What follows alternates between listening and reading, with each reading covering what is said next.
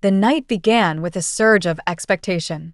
The auditorium hummed with anticipation, every seat filled except the ones that mattered to me. As the host called my name, the room erupted in applause that seemed to vibrate through the floor. People rose to their feet, cheering for an achievement they had followed only through headlines, articles, and rumors. I walked toward the stage in a daze, not because I doubted my worth, but because I secretly hoped that in the crowd I would discover at least one familiar face, one anchor from the world I came from. The spotlight enveloped me. Cameras flashed like lightning. A trophy, cold and heavy, was pressed into my hands. Investors took turns congratulating me, each handshake accompanied by promises of partnerships and expansions. Their enthusiasm created a storm around me, yet in the intensity of that moment, I felt something unexpected. The front row, reserved days in advance, stared back at me in silence. 5 chairs. 5 tags with my family's names. 5 reminders of absence, louder than any applause. While others celebrated a dream realized, my heart wrestled with a truth I could no longer ignore.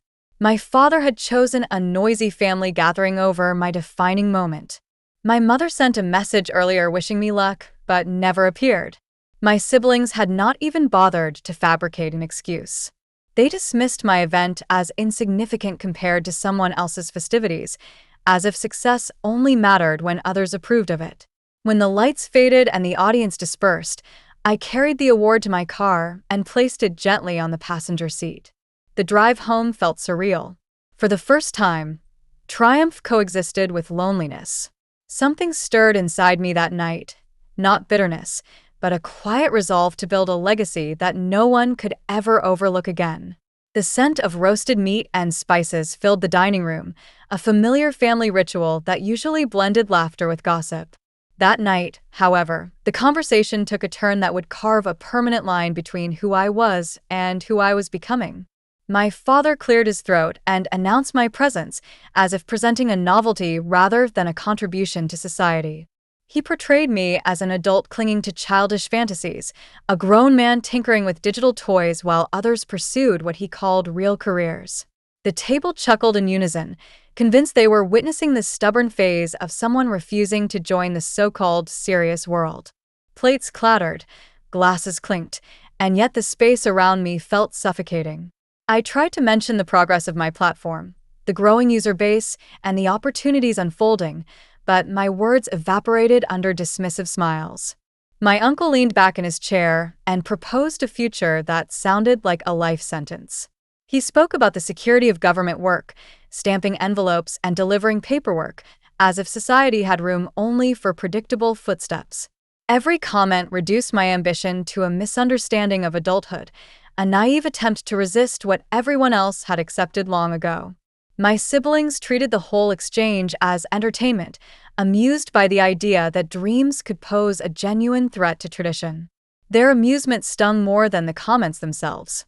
At that moment, something shifted inside me.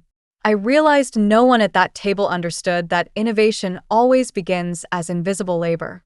They mocked what they could not measure and feared what they could not explain. I stood up, thanked them for the meal, and left quietly. Outside, the night air felt liberating. That dinner marked the end of my need for permission and the beginning of a journey where validation would come from results, not relatives. The decision to mortgage my apartment came after weeks of sleepless nights and calculations that stretched across my kitchen table. Every number, every projection, and every risk pointed to a single question. Was I willing to sacrifice the safety of today for the possibility of tomorrow? The answer revealed itself when the bank officer slid the loan documents toward me. His neutral tone masked curiosity, yet his eyes betrayed disbelief that someone my age would gamble everything on a platform he barely understood. When he asked for guarantor, I instinctively turned to the one person I believed would stand behind me. My father glanced at the papers, not long enough to grasp their potential, but just enough to form an opinion. He pushed them back and walked away as if my request were an insult disguised as ambition. My mother tried to cushion the blow, murmuring warnings about destiny and the dangers of challenging fate. Her voice trembled with fear rather than malice. For her, stability was survival and dreams were luxuries reserved for the reckless. I signed the papers alone, fully aware that the path ahead would offer no comfort except what I built myself. With the funds secured, I transformed my apartment into a makeshift headquarters. I hired interns who believed in the vision more than they believed in salaries. We sat hunched over laptops, surrounded by empty coffee cups and discarded prototypes. Days blurred into nights as we rewrote code, tested features, and chased perfection. Invitations to family events piled up unanswered. My absence became a running joke among relatives who expected my inevitable surrender. They asked when I would quit, convinced that effort without applause had no value. I ignored every comment. I was building something no one else could see, something the market would soon crave without understanding how it ever lived without it. It began as an ordinary evening, the kind that usually ended with my team collapsing on beanbags or typing through another round of debugging. The platform was stable, though still modest in visibility. Somewhere in the middle of a routine coding session, a notification appeared on one of our screens. A popular tech personality had chosen our product for a live review. His audience spanned hundreds of thousands of enthusiasts and entrepreneurs, the kind of exposure marketing campaigns dream about. None of us spoke for several seconds. Then chaos took over. As he navigated through the features, praised the interface, and demonstrated its potential, user registrations began multiplying faster than any of us anticipated. At first, excitement electrified the room. Moments later, panic joined the celebration. Servers trembled under the traffic and eventually buckled. Logins froze. Transactions jammed. Every alarm we configured blared like a digital siren. My small team moved as one organism, fingers flying across keyboards while I coordinated calls to hosting providers, scrambling for emergency bandwidth. The night stretched into morning, and morning into another sunset. We worked without sleep, fueled only by adrenaline and the terrifying joy of witnessing a dream become too big to control. When stability finally returned, the numbers seemed unreal. 90,000 paying users, subscription renewals, licensing inquiries, requests for partnerships, messages from investors in 3 continents demanding meetings. My phone never stopped vibrating. In the middle of this triumph, I paused and checked for a familiar name. Nothing. No message from my father, no call from my mother, not even a curious emoji from a sibling. Their silence hovered like a shadow beside my success. It did not hurt anymore. It clarified something. Some people only hear the music once the world is dancing.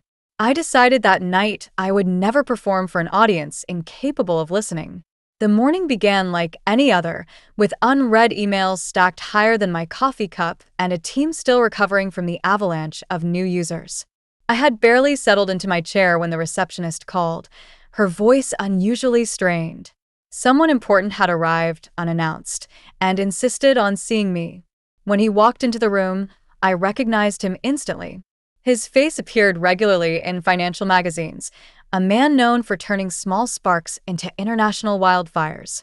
He took his seat without ceremony and studied me with the calm confidence of someone who already knew the outcome of the conversation. He opened his briefcase and slid a document across the table. The numbers were so large my eyes hesitated before accepting them. 92 million. Not sales.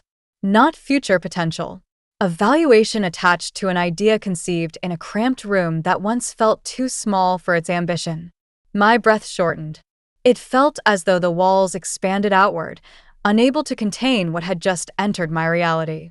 My mind replayed every insult, every dismissal, every dinner where I was treated like a burden rather than a builder.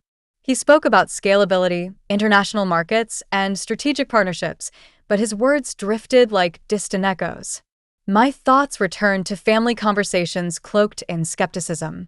I remembered my father waving away my elevator pitch, my mother warning that dreams were fragile illusions, and relatives questioning why a grown man would chase something invisible.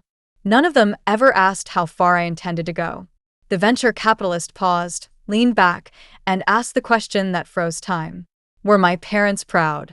A bitter calm washed over me as I answered. Pride requires participation. They had shown neither. The man nodded, as if he understood more than I had said. The signature that followed was not just ink on paper. It was the moment silence lost its power over me. The notification arrived while I was reviewing onboarding metrics with my team. At first, I assumed it was another request from an investor or media outlet. Instead, it was a link sent by a colleague who could barely contain excitement. The article had gone live at exactly 9:42 in the morning. My photograph dominated the top half of the page, a confident gaze I barely recognized, captured by a journalist who insisted on seeing the face behind the platform. Beneath it, bold letters announced a message that felt surreal. A self-made founder disrupting traditional markets. My story was now public property. My failures, risks, and sacrifices compressed into a narrative consumed by people who had never met me. The office erupted. Some employees screamed. Others clapped and hugged one another. A few stood motionless, overwhelmed by the realization that they were part of something larger than salaries and deadlines. I watched them celebrate, feeling both present and detached, as if I were examining my life through glass. Moments later, my phone began to ring without pause. Former colleagues wanted interviews. Influencers requested collaborations. I even received congratulations from individuals who once warned me that technology was a phase and entrepreneurship a fantasy reserved for the fearless or the foolish. Hours passed before a single notification cut through the digital noise. The screen displayed a name etched deeply into my identity. My father. His message arrived without context or memory. 5 words, stripped of emotion but carefully arranged. We should celebrate tonight. Proud of you. The man who dismissed my work, skipped my events, and reduced my ambition to a childish distraction suddenly wished to bask in the glow of my achievement. I stared at the message in silence. It carried no warmth, only intention. It was not pride. It was an invitation to rewrite history at a table I built without him. The restaurant my father chose was one of those places where the lighting made every glass shimmer and every silence feel expensive. I arrived a few minutes early, hoping for a quiet moment to organize my thoughts. Instead, I found myself rehearsing responses I never intended to give. When they walked in, the room shifted.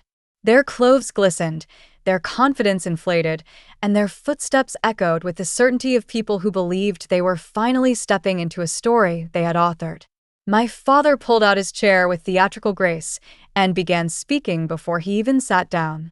He recounted struggles I had supposedly shared with him, moments of doubt he claimed to have dispelled, and sacrifices he implied were mutual.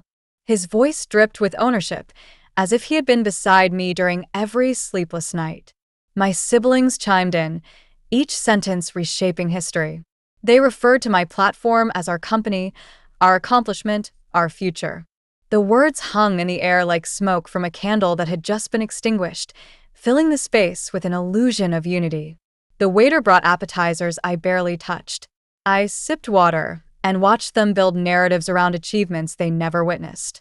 Not once did they mention the apartment I nearly lost, the friendships strained by my obsession, the days when my hands shook from exhaustion, or the nights when anxiety clawed at my lungs. They did not ask how success felt because they did not understand the cost of ambition. They were too eager to harvest fruits from a tree they never watered. As the evening unfolded, a calm realization settled over me. Family is not the people who appear when the cameras flash. It is the hands that steady you when the lights go out. I looked around that table and saw only spectators waiting for a curtain call they never earned. The evening took a strange turn once the main course was cleared. A shift in tone rippled through the table, as if everyone had rehearsed the next act. My father leaned forward, fingers intertwined, his voice steady yet drenched in expectation. He spoke of strategy and influence, suggesting a position on the board. He mentioned experience he never had and battles he never fought. My siblings joined in, their voices eager and confident. Each one requested a role, a title, a corner of a company they had never visited during its construction. My mother added her own request, hoping for a vehicle that would symbolize belonging rather than earned contribution. Their words floated around me like smoke from a fire I had already extinguished. I felt no anger, Only clarity.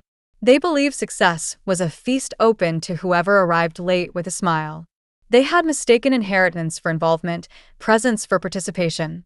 I reached into my briefcase and withdrew a small box I had carried for months, without knowing why. I placed it gently at the center of the table. Curiosity replaced entitlement as they leaned closer. My father opened it, expecting keys, contracts, or an announcement in his favor. Instead, he found a single invitation card. The same card I printed for the ceremony they ignored. The same night they deemed unimportant. No explanation followed. I let the silence do the work.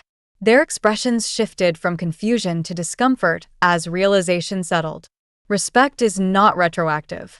It cannot be demanded once the victory is visible. It must be present during the climb, not waiting at the summit. I rose, settled the bill, and left the restaurant with the quiet confidence of someone who no longer needs an audience. They abandoned my beginning. I removed them from my ending. The applause came later, but the silence that night felt louder than any ovation.